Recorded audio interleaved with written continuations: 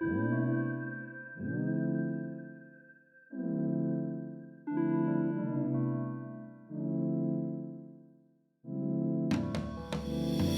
and welcome everyone to our trans awareness episode of Queer Cuz. I am Dee.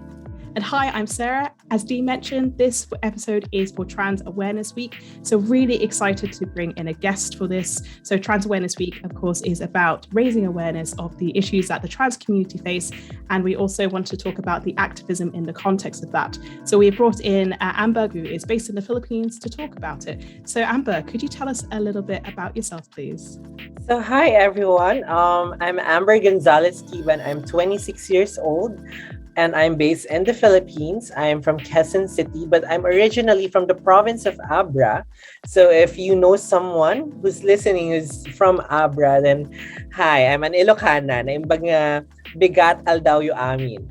So I'm currently working with the Philippine Anti-Discrimination Alliance of Youth Leaders, or PANTAY, which is a national alliance of LGBTQIA+ and ally organizations which fight for non-discrimination and equality, and also some other concerns that are being faced by the community, such as reproductive and sexual health and rights, more specifically on HIV and AIDS epidemic in the country, and talking about rights as well. So passing for policies and changes in various institutions all over the country. Thank you. And you mentioned that you're an Ilocana. So our family are Ilocano, but from the north. So I remember, I think my mum went to university in Baguio, but I'm originally from Bontoc. So that's a little bit about our family. That's interesting. It's very interesting that there are many Ilocanos all over the world, like especially in the US and the UK. There are so many Ilocano families there. So it's very interesting to know that you're an Ilocana too. By the way, I'm Libra Sun, Virgo Moon, and Aquarius Rising. Do you know your star sign stuff, Dee? Because I don't think I do. I know I'm Taurus, and that's about it.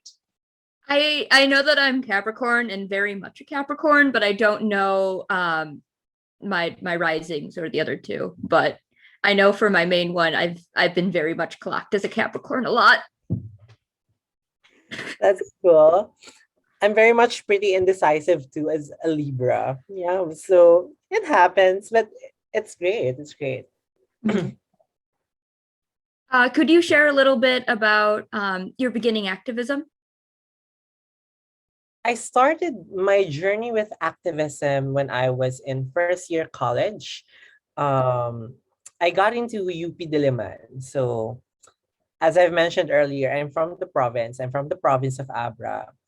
And basically, when I was younger, I would always be concerned about the peace conditions in my province, because it was a very um notorious province when it comes to election related violence and political related violence altogether. So when I was younger, I was really concerned about peace and security in the province. I wouldn't say that it was much of an activism, because now that I'm older, I have a different idea of what activism is. But yeah, I would say that I was vocal about it, and I was engaging in various organizations like the Philippine National Police in my province back then, which my father is a part of. And also engaging dialogues with some local government officials, right? Now, when I entered college, I got to UP and I met UP Babaylan. Actually, I already heard of UP Babaylan way before I got into UP.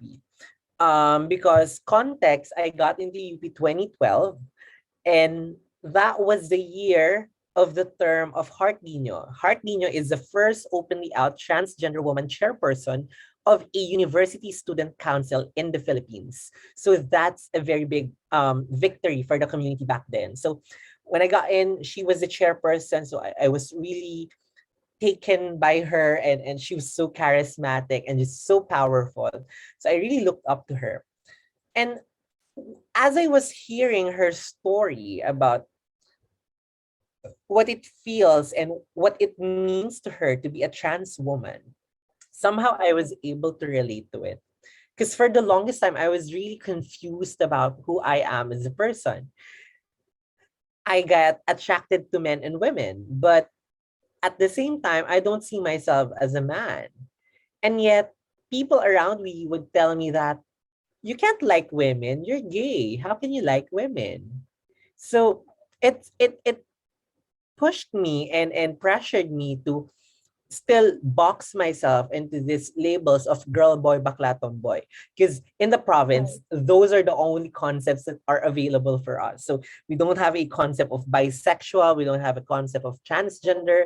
So these are all very new concepts to me. Okay, now when I joined UP Babaylan, that's when I started to realize what activism really means. So it doesn't just mean that you will engage people, you will educate people, but rather it also extends beyond those areas of education. It also means that you have to go down to communities, you have to be one with the community and listen to the demands of the community, to the experiences of the community. And from there, you should come up with solutions. You should come up with proposals, or you can work with the community to provide solutions and proposals that you will push for legislation, for policy changes, amongst others. So that's how I got initiated with the wider concept of activism that I know now of. And I feel like more than that, it also opened me to the idea of other forms of activism, not just, filing for a bill, filing for legislation, but also going out to the streets, protesting and really disturbing the status quo, because we've all been so comfortable with the status quo that we need to disturb it in order for our voices to be heard. So if you can cause traffic so that people can pay attention to what you're saying, then you have to do it. Those are the things that I learned in UP Babaylan, and I'm very, very thankful for them for introducing me to the world of activism and how dynamic and diverse the things that we can do, that you're not limited to what you can do just because of who you are. Um, Meaning to say, if you can contribute on the online noise, that's good. If you could contribute on the on-ground noise, that's even better.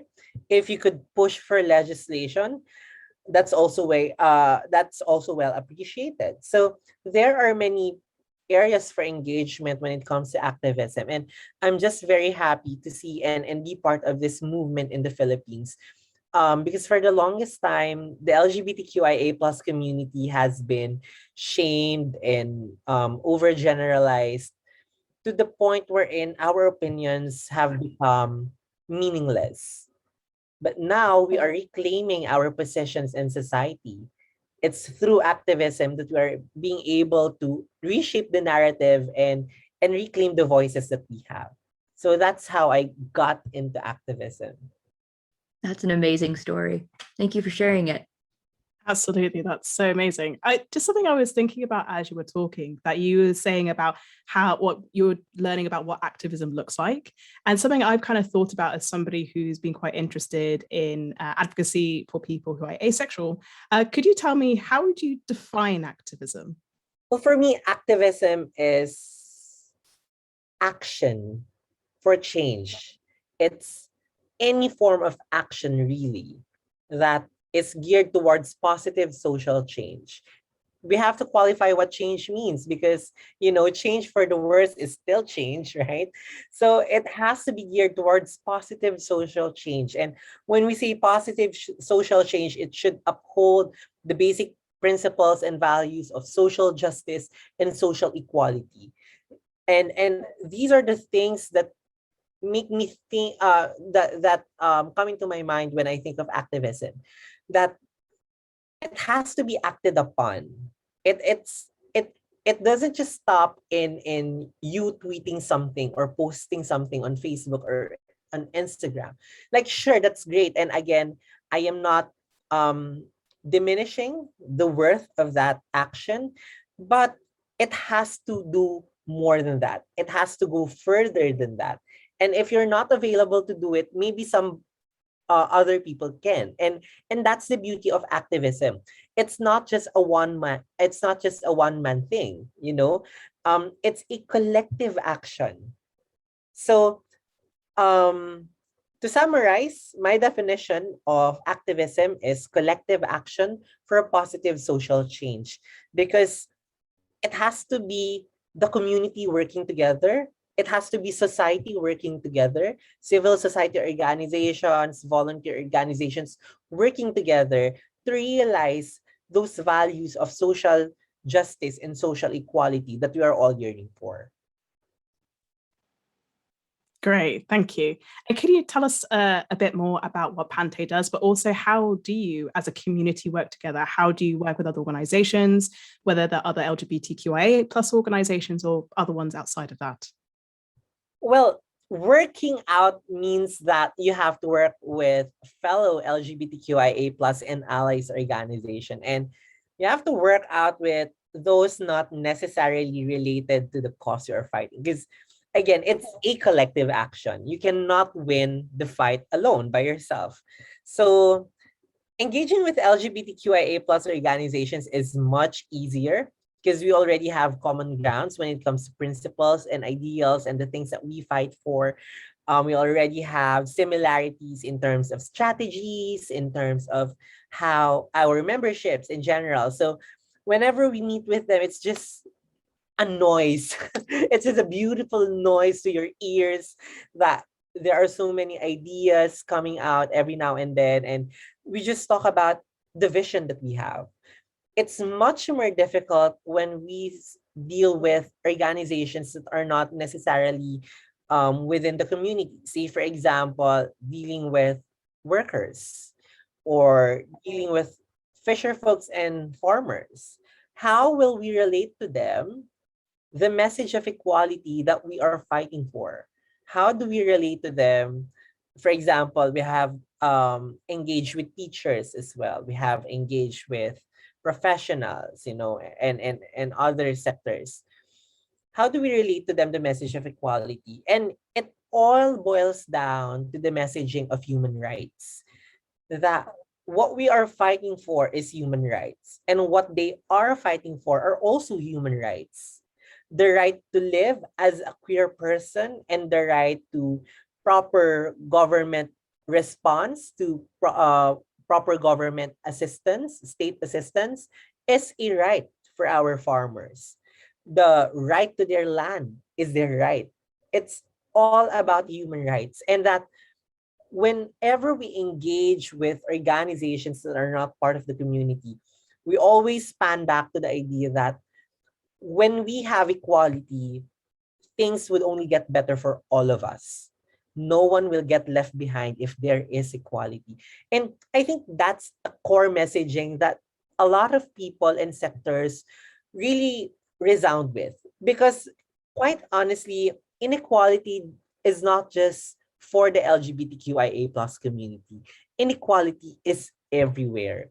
And quite frankly, anyone can relate to the messaging of equality and the importance of upholding our human rights and ensuring that we are living dignified lives. And that's what makes the messaging more resonant. But another trick, I guess, that we use, this is this is another trick that we use. We try to identify members of the community who are also part of their community. So we try to look for people who share similar struggles for both ends of the party, and we make them do the dialogue, we make them do the initial engagement so that they would just feel more comfortable, because you really don't want coming off to them as very intimidating. You want to come off to them as someone who's really wanting to hear what they have to say, because honestly that's one of the problems that I've seen, and I think I have to mention it, that whenever we deal with fisher folks and farmers and sectors from the urban poor communities, there's always this sense that they feel intimidated by us because we're educated. We have attained some level of educational attainment, and somehow we don't want to feel them that way, because our educational attainment are just there because we were privileged enough to get them, to avail of them. But we want to make them realize that just because we were able to finish our education doesn't mean that see them as someone lower than us.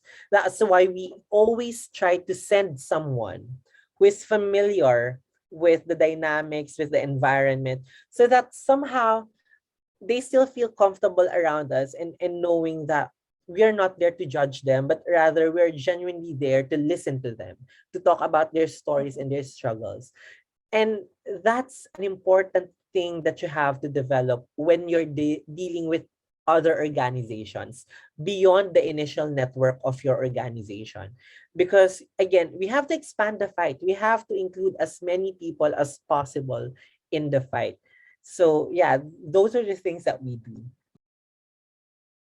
So you talked about getting support from other members of organizations and community. Have you found support within either the government or like high positions within like you mentioned at your college? Yeah, actually, the great thing about being in UP, at least, and again, it's a privilege for me to talk about this, because not all universities in the Philippines and colleges have the same experience. You know, UP is more open about these kinds of conversation. And in my entire stay in the university, we have explored so many engagements with the administration. We have engaged them on having pronouns recognized. We have engaged them on, you know, recognizing transgender women and men as identities, and allowing them to be identified. We are now engaging them to have our what you call this, to have our live names recognized as well, because you know, we have been reading a lot of developments in the United States and the European Union, wherein universities are now recognizing the lived name of the students and honoring them in school documents, sans that they are not the official school documents that will be used for transactions, but rather while they are in the university, they are allowed to use their live name. So I think that's a very great progress, and I think that's something that we want to integrate as well. So yeah, the university has been very, very open about these kinds of conversations. And um again, UP students are very lucky because we have a university administration that is more open than others, because in other institutions in the Philippines, it's much stricter when it comes to policies like this. Even haircut is an issue, even uniforms is an issue. So you can imagine the disparity of experiences between, again, my university and other universities, that put so much burden on their LGBTQIA plus students to conform, right? But more than that, I guess I'm also very happy to share that there are some government units and local government units in the Philippines that are very open about I don't I, that are very open about um progressive policies as well. For example, from where I'm from in Quezon City, 2 years ago in 2019, we have engaged with them to talk about creating an HIV agenda for the city. Because context, we passed a Philippine HIV and AIDS law in 2018. Okay, so we were able to pass a new and stronger law to address the difficulties that are being faced by the PLHIVs in the country. So now we wanted to localize the legislation, because that's what we should be doing with legislation, to be fair. I mean, it should be an automatic thing, but it's great to have the Quezon City allow us to spearhead this initiative. So we partnered with our partner organization, TLF Share. They are one of the organizations within our network, and engaged us with the Quezon City local government unit and the Quezon City health unit in order to come up with a citywide HIV agenda. So we were able to tap representatives from various communities around the city and engage them in a dialogue on what's the current condition when it comes to getting tested for HIV and AIDS and linked to care and treatment amongst others, and how they envision to get these issues changed or fixed or resolved, right? And we were able to present them to the government officials of Quezon City, from the mayor up to the SK chairpersons. SK is Sangguniang Kabataan. It's the League of Young People, basically. If you're not familiar with it, it's the League of Young People, which is the smaller unit of governance than the barangay, which is headed by the barangay captain. So yeah, we were able to engage from the highest position in the city up to the lowest positions in the city, and it maximizes the reach of our engagement and advocacy and activism to the people. So yeah, there are some areas in the country that are more receptive. You also have the office of the vice president. You also have some senators who are very open about conversations on social equality and granting of equal rights to LGBTQIA plus people. So we just have to really identify them. I guess that's the challenge. And I think it's a usual challenge for any advocate and activist to identify your allies. Because quite frankly, we're having a crisis in the Philippines right now. Democracy is a dying ideal in the Philippines, given the current context of the leadership. And it's very, very frustrating because the things that we are working for have been set aside because there is a bigger fight to engage in, which is to ensure that we will remain a democratic country, that we will remain within the ideals of democracy and respect for human rights and human life. And it's very frustrating that somehow the fight for equal rights in the country need to take a set it has to take the backseat because there are some things that we really have to prioritize. I mean, what good are equal rights if you are being terrorized by your own government? What good are equal rights when your government is basically a dictatorship, right? So it's just frustrating that we're already in 2021 and yet we're still talking about protecting the democratic values of our country when in fact we should be talking about other things, like how do we keep the progress of the Philippines going, and how do we ensure that every Filipino, regardless of SOGS, get to enjoy their sets of human rights. So those are just some of the issues that we are currently facing. And yeah, that highlights the differences in terms of engaging various actors and duty bearers in the country. So I have highlighted about differences in terms of schools. So some schools are more open than others, and even in the government, that's also true. Yeah, I was just like, because from the American perspective, our media and our news, never talks about most of the things you talked about. Like we only vaguely hear about Duerte, and that's it. That's all that comes across. So maybe for viewers outside the Philippines, maybe if you could explain kind of what's going on out there, just outside of just the main things that just pop out into international media. Well, basically, we have a president like Trump. We have a Yeah. Trump-like president who's a populist president.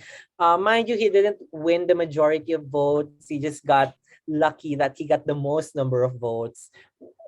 So it's not true that he's the most well-loved president. It's not true, my God. The number of people who did not vote for him is larger, way larger than the number of people who voted for him. And I think that's also one of the pitfalls of the Philippine democracy. But that's for another topic altogether. But yeah, we have a president who is very populist and is a strong man. He really puts the law into his hand.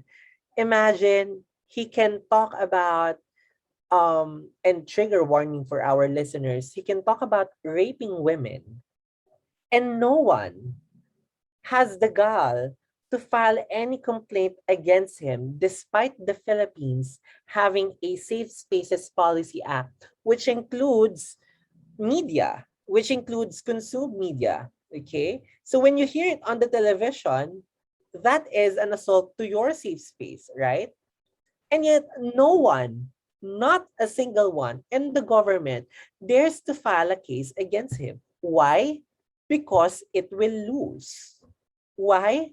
Because he has the control of the executive, the legislative, and the judiciary. He even got one of the Supreme Court, he even got the Chief Justice of the Supreme Court booted out for senseless cases just because they wanted to please him.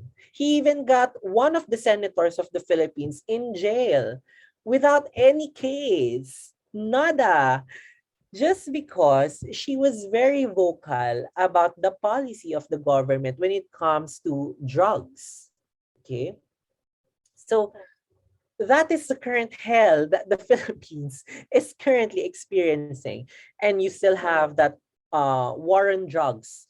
That isn't really war on drugs. It's war on poor people who are easily tagged as drug pushers, as drug addicts. Because quite frankly, how many big scale drug lords have we caught in the Philippines since the start of the drug war? None. We haven't caught any single big time drug lord in the Philippines. In fact, the big scale drug lords in the Philippines are allies and friends of the president. So how would you even believe the implementation of the war on drugs? But more than that, he's also been assaulting the LGBTQIA plus community for the longest time. He called it a phase. Okay, there was an interview wherein he called it a phase. He also called it something that can be cured, something that can be corrected, and that we know that how dangerous manifestations like this are, especially how the community is being perceived as someone who has a sickness, right? And these pronouncements only reinforce these kinds of mentality. And I think the biggest offense that he did against the LGBTQIA plus community is to set free Pemberton, who killed Jennifer Laude, our trans sister. Jennifer Laude's case was a very high profile case. And all of a sudden, the lawyer of the family of Jennifer Laude turned his back on the family just because he is the current spokesperson of the president. So just because he's now the spokesperson, he threw all of his principles out of the window. He's now saying that, we should just move forward. When in fact, years ago, when he was defending the case of Jennifer, he was very strict and adamant and saying that we shouldn't let Pemberton out. But now he's just, okay, he's out. Okay, it's time to move on. And it's a big slap to the community. It's a big insult to the community, knowing that we have a person who has been very vocal about criticizing the presence of American forces in the Philippines, criticizing how these agreements are favoring the United States and not just the Philippines, and how it affects the case of Jennifer Laude altogether. Very vocal about transphobia and hate crime. And now he lost his tail. He's like a dog who lost his tail. He can't even stand up for his own self. So it's very, very disappointing how this president can turn a good man crooked. And somehow it frustrates me that because he is a populist leader, many Filipinos actually echo his sentiments. And that's very dangerous for the community. I don't know if you've heard about it, but in the past months, we have seen tens of trans people getting killed. Trans men and trans women.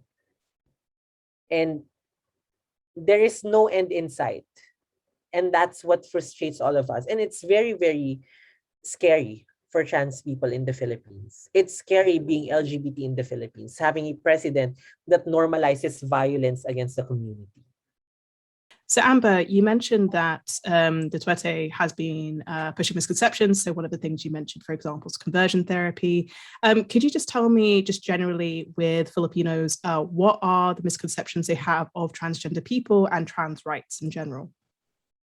Well, basically, for many Filipinos, trans women and men are just gay and lesbian people. Just worse. They have this notion that we are demanding so much from them.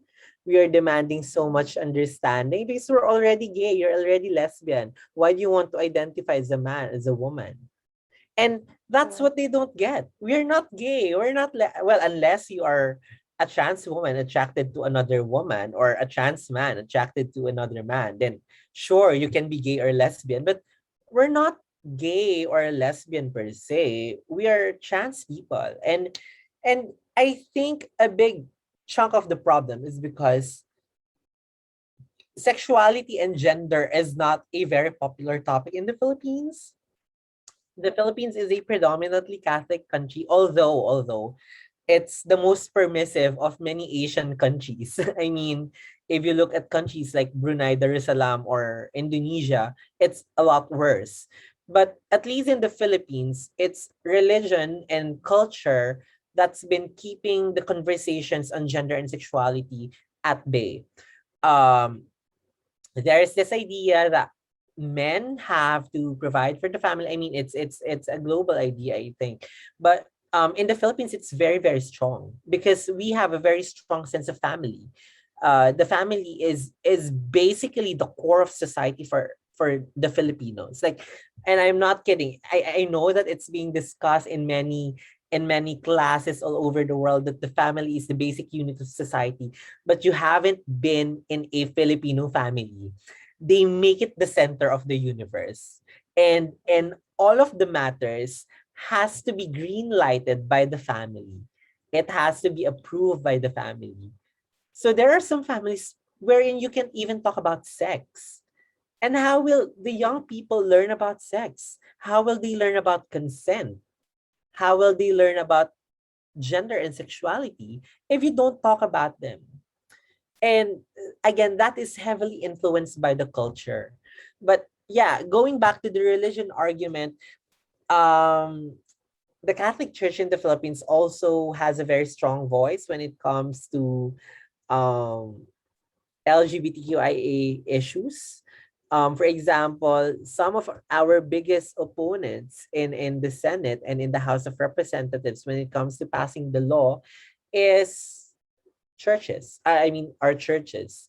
And this range from Roman Catholic churches to Protestant churches and other sects of churches in the Philippines. So there are so many um, churches oppose equality in the Philippines, but mostly they are Catholic churches, Christian churches. So yeah, um, another misconception that we get to hear a lot is you're just confused. You don't know, you're just too exposed to media.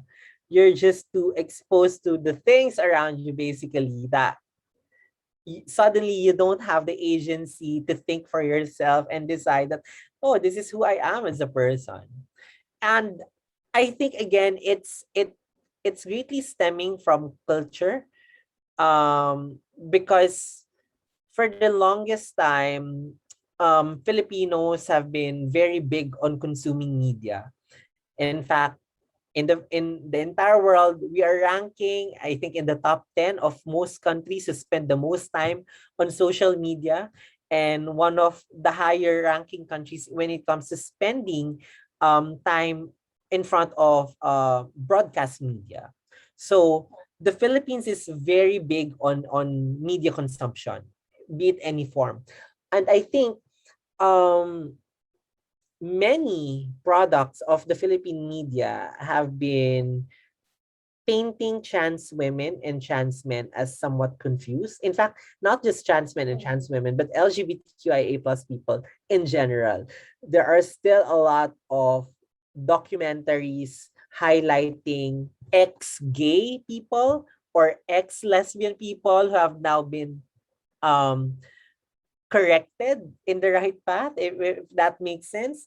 And it's dangerous, if the media was more careful in framing these narratives, it could have helped the community. But it's very dangerous how media is portraying um LGBTQIA plus identities, that it's so easy to manipulate, it's so easy to change and influence, when in reality it's not. I mean, how could you tell me that I've been influenced by media when I had this feeling when I was still 5 years old? I wasn't even watching news at that age. How was I able to be influenced by that? So yeah, there is this very big misconception that LGBTQIA plus in general are confused, but mostly trans people are confused. Um, Another one, and I think this is the most insulting one. We are fighting for access to bathrooms. For trans women to access female bathrooms and trans men to access male bathrooms. And I think the biggest misconception that we are getting from this is we are using this as an excuse to harass women, trans women, to harass women specifically, because which is weird because you don't get much debate when it comes to trans men accessing male restrooms. I haven't heard much disagreement on that. What's baffling is you can allow trans men to use male restrooms, but you cannot allow trans women to use female restrooms. And your argument is that because men will find it as an opportunity to harass women, which begs the question, who is the problem? Is it the trans women or the men? Right?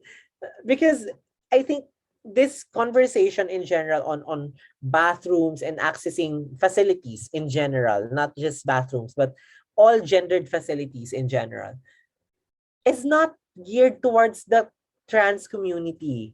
It's geared towards men who have the tendency to be, pardon my French, assholes. It's geared towards men who have disrespect and disregard for women, not at trans women who just simply want to use the bathroom because we don't want to get a urinary tract infection. My God. Allow us to use the bathroom. It's comfort room, for crying out loud. Give us comfort and not stress. So yeah, that's another issue that's very prevalent in the Philippines. And I guess to wrap it up, one of the biggest issues when it comes to LGBTQI rights and trans rights in general is that the rights that we're asking for are special rights, when in reality, they're not special rights. I mean, are your marriage rights special? Are your rights to use the bathroom special? Are your rights to go to any school you want to go to special? I don't think so. These are all equal rights. If you can enjoy them, why can't I enjoy them? If you can have the opportunity and the right to get married, why can't I get married? If you have the opportunity to enroll in any institution that you want to enroll into, why can't I have that? Right? So it's not special rights. Basically, these are all equal rights. But, you know, I guess the biggest lesson that resounded to me in my years in the advocacy and in activism is that it's really true that when you're accustomed to your privileges, because right now, these are mere privileges for people who could access them. If you're so accustomed to your privileges, a distortion or a disturbance in your privileges would make you go defensive. And I think that's what happens to a lot of people, that they feel that we are taking away things from them, when in reality, we just want our slice in the cake. We don't need your cherry on top. We have our own cherry on top. We just want our slice in the cake in the first place. Because right now, we don't have the slice in the cake. So how can we even have the cherry on top, right? And for a lot of people, they're so offended thinking that we're already taking away the cherry from them. It's just so unfair, and it again, it's frustrating, but again, as activists and advocates, the goal really is to talk about these misconceptions and myths against the community and try to debunk them in the most diplomatic way possible, because we need more allies, not more enemies. We need to start building more bridges, not walls. And I think, as an advocate myself and activist, that is something that I've learned the hard way. And I guess you can't blame younger advocates who are very, very passionate and very idealistic, no? And somehow I can't also blame myself back then that I wanted a utopia, when in reality this is real life, and there are disagreements. It's normal, it's natural, and you can't convince them to side with you if you're just gonna alienate them. So that's really something that I learned along the way. So, Amber, you've talked about the challenges you're experiencing, the sort of, as you mentioned, like the bathrooms, conversations, but kind of, and where the misconceptions are as well. So the kind of stuff that is a challenge for the trans community in the Philippines. But could you tell me about any successes that you've had with trans activism? So you talked about activism being about making change and making positive change. What positive changes have you seen in the time you've been an activist? Well, I think it's very important to highlight that trans victories when it comes to trans activism should not just be limited to our agenda, but at the same time to the fights that we take on. Having said that, we passed the Safe Spaces law, or the Bawal Bastos law in the Philippines. It's a law that protects all people, specifically women and LGBTQIA+, an emphasis on trans people from harassment on the streets, on public places, and even on social media. I think that's a very important step moving forward, because now we can penalize people who give out transphobic remarks. It's in the law.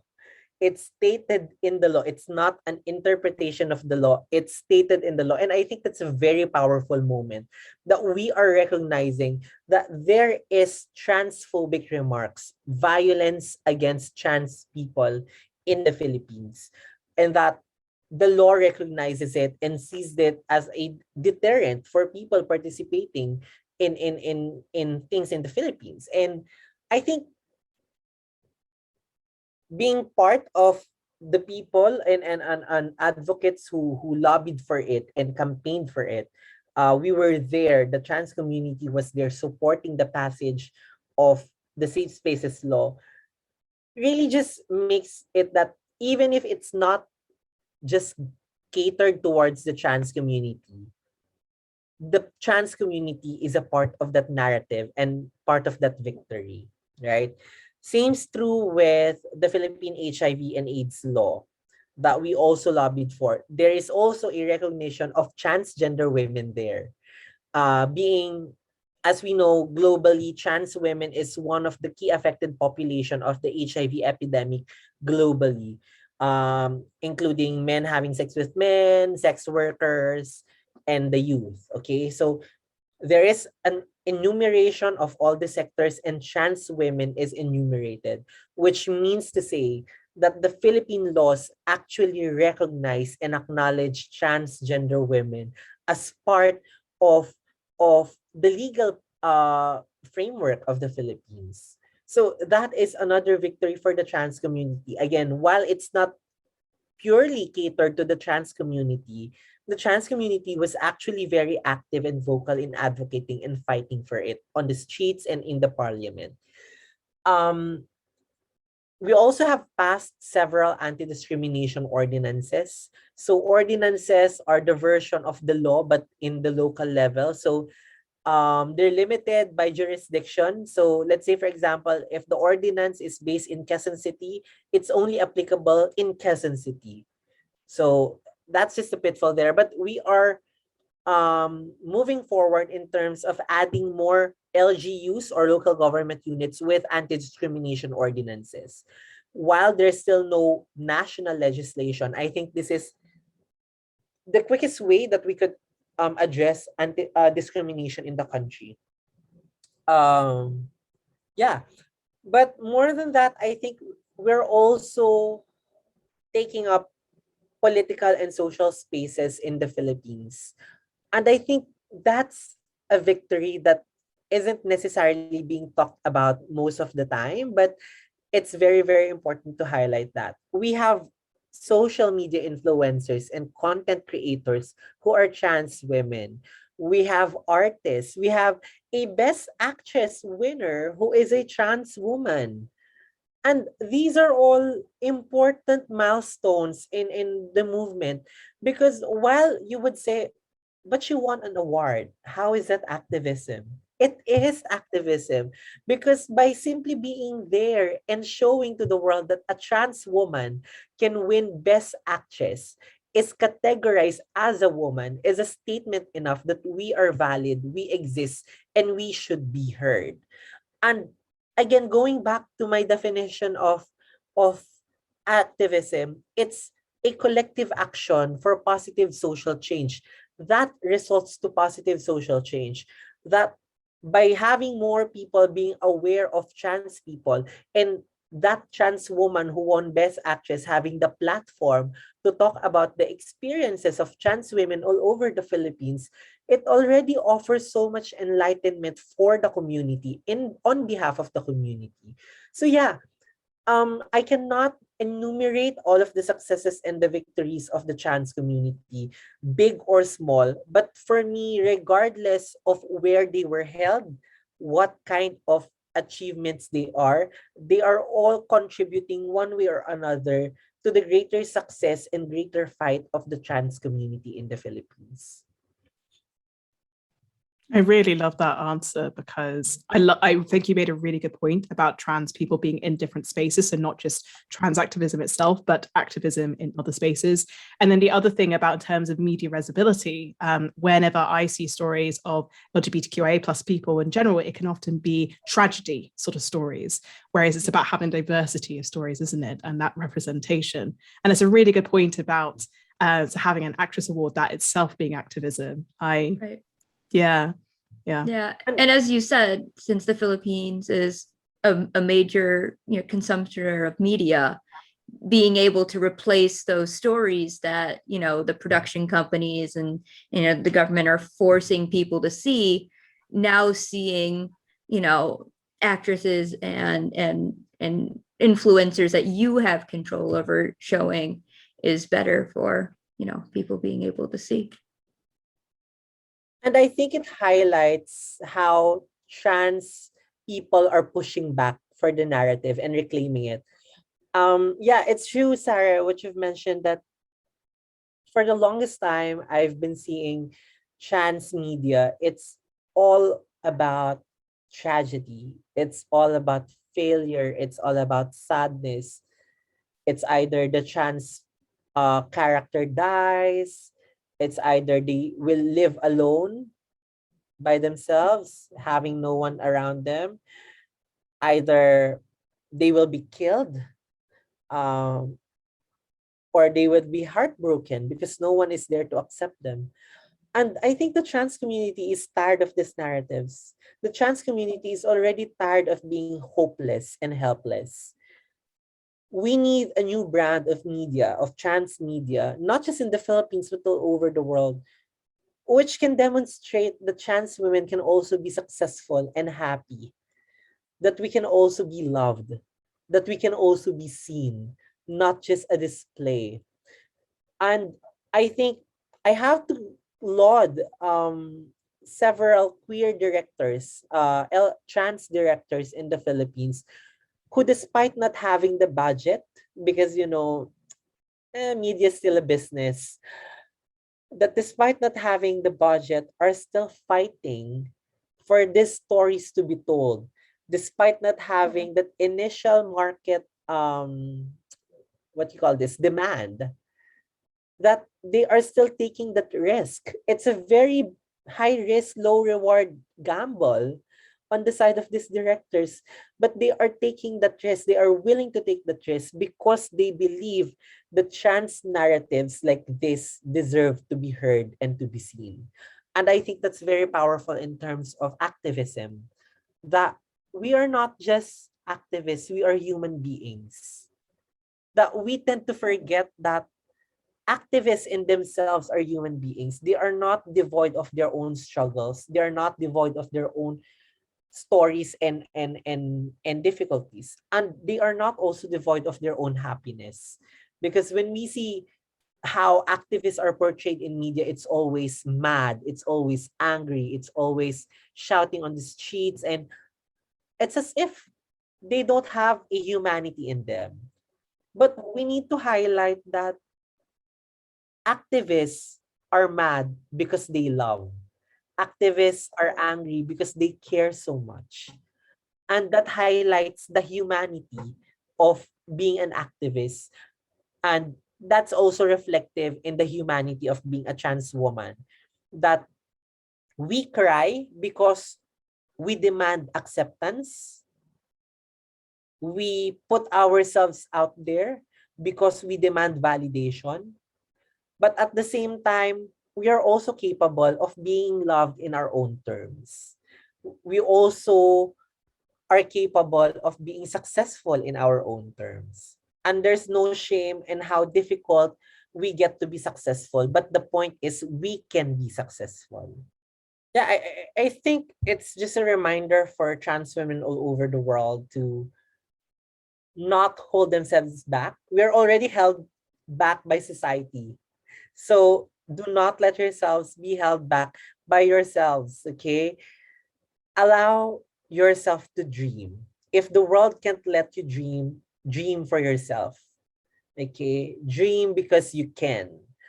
And I think it's coming from a point of privilege, but I also want to emphasize that the community is there and has been there for the longest time. We haven't been recognized. In fact, when was trans activism even coined? It was coined what, late 1990s, early 2000s? But we have been here for the longest time. We have been alive for the longest time. In the Philippines, we have already trans identities in the Philippines as early as before the Spanish colonization in 1521. So that's how old trans identities are all over the world. So it's time to take charge and enjoy and embrace the opportunity that we need to spark hope in a very hopeless community.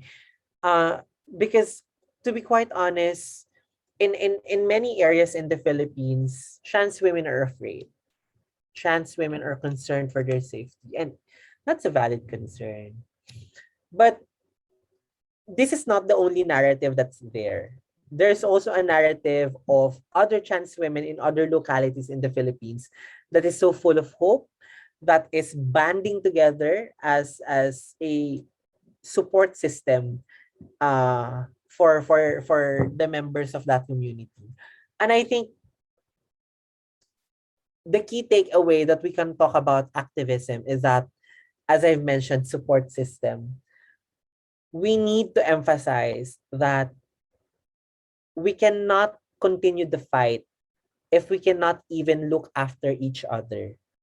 And support systems are a very great way to do that. You know, activists get burned out a lot, they get tired, they receive death threats. I receive death threats, and it's scary. But knowing that there is a community out there supporting me, supporting the things that I believe in, and not just me as a person, but supporting who I am in general, representing the whole community I belong to, gives me hope and it gives me courage to continue fighting. And I think that is something that we are missing as activists. We always think, what am I doing this for? But we never ask the question, who am I with in this fight? That's support system. And I think we have to normalize asking that question. So who am I with in this fight? Who are fighting with me? Who are fighting alongside me? Who are there when I'm already too tired? We have to ask these important questions because we're not Wonder Woman. We get tired too. So, yeah, more than wanting action being done, we also need to look after one another. That's a value I learned as a trans woman in the Philippines, with having a strong community with trans women. And that's also a lesson that I want to impart to every other trans women all over the world. So you were just saying how we, how within trans women supporting each other, how can we, either part of LGBTQIA plus members of the community, not in the Philippines, people who are outside that community, how can we support you? Well, for those in the Philippines, whether you are part of the community or not part of the community, you are welcome to join Pantay. I think that's a very important thing to highlight, that let yourselves be organized, be part of organizations. It really helps the cause a lot. But if you can't be part of the organization, because I think that's the ultimate thing that you could do, be part of an organization. You could support us. For Pantay, for example, we have a project. It's called Balur Kanlungan. Balur is a gay lingo. It's a gay lingo term for house. So it's a house or a shelter for care. Kanlungan is care. Okay. And that is a safe space for LGBTQIA plus people in the Philippines.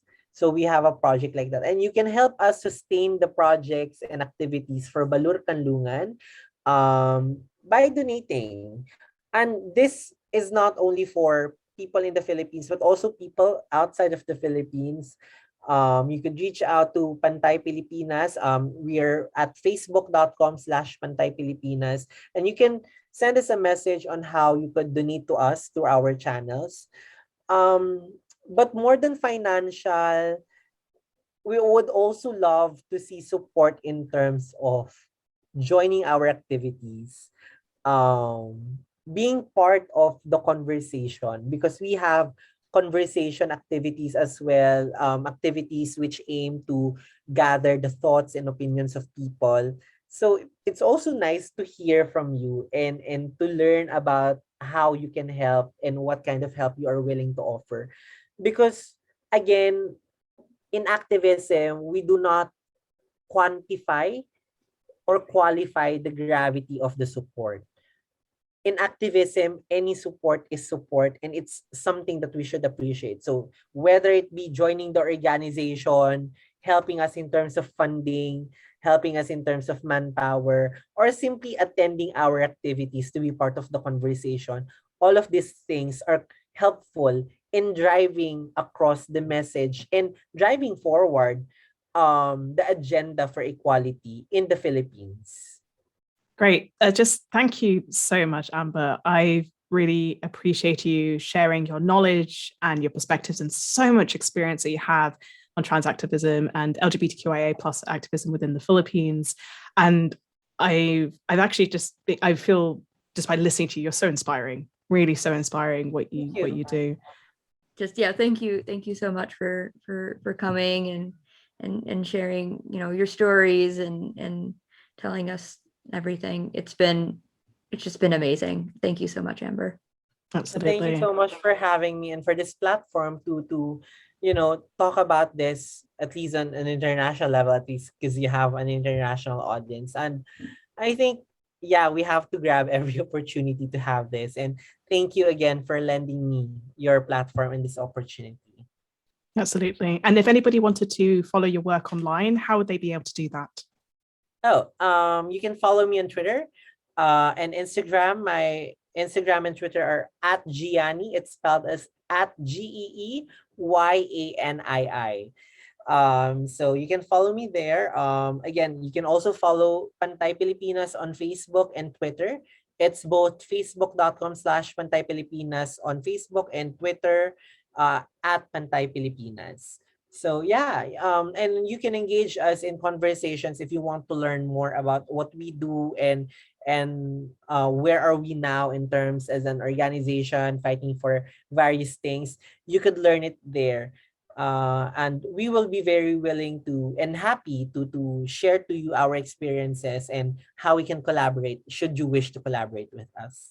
And that was Queer Cuz. Thank you again for joining us on this very special episode. I just want to thank Amber again for joining us and sharing those beautiful stories and telling us about all the activism that's happening in the Philippines. I'd like to thank all of you for listening.